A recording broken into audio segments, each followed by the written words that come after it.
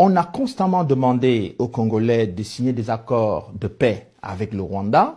Le Congo a signé tous ces accords de paix, mais aucun de ces accords de paix n'a été respecté par le Rwanda, ce qui est quand même troublant lorsque vous n'êtes pas conquérant, vous n'avez pas une politique d'hégémonie vis-à-vis de votre voisin.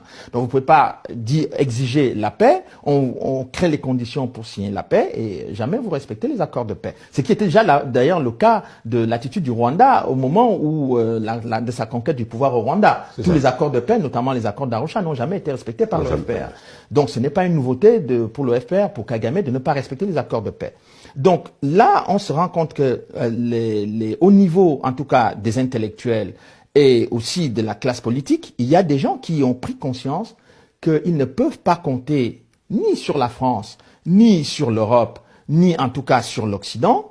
Et ils se sont dit que si on ne se bat pas tout seul aujourd'hui, on risque de perdre définitivement notre pays. Pourquoi?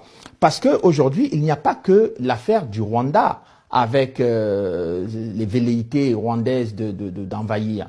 Il y a toutes les multinationales, mais il y a aussi la Chine qui est très présente là-bas. Il y a la Russie qui est en République centrafricaine, qui observe avec beaucoup d'intérêt ce qui se passe en RDC. Donc on est au cœur d'un affrontement géopolitique mais extrêmement dangereux pour la stabilité de la RDC.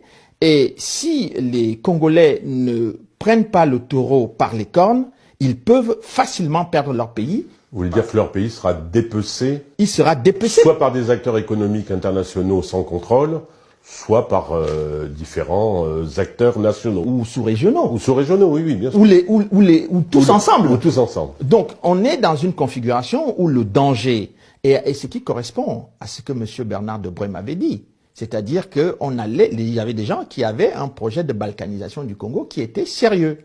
Et plusieurs années, le professeur Debré est aujourd'hui décédé, mais on se rend compte dans les faits que ce qu'il avait dit est en train de se réaliser.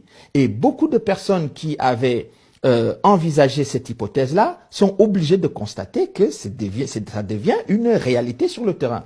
Ce qui, moi, pose pas seulement à moi, mais à beaucoup de Congolais, c'est qu'ils sont quand même à plus de 10 millions de morts aujourd'hui dans ce pays. C'était la question que je vous posais initialement sur est-ce qu'on peut chiffrer à peu près le... Mais toutes les organisations internationales, je les mets au défi de nous donner aujourd'hui le nombre précis des victimes du Congo. Toutes les organisations internationales ont déserté le Congo. Parce que si on s'assoit pour faire la comptabilité macabre des victimes du Congo, je pense que ce sera, comme dit le ministre de la Défense Charles Mignon dans la préface, ce sera une honte pour le monde démocratique, pour les pays démocratiques, de dire que on a laissé ou on encourage ce massacre de millions de gens au Congo. C'est quelque chose d'extrêmement grave. Ces morts-là, on en gênait moins que d'autres. Exactement, vous résumez bien la situation.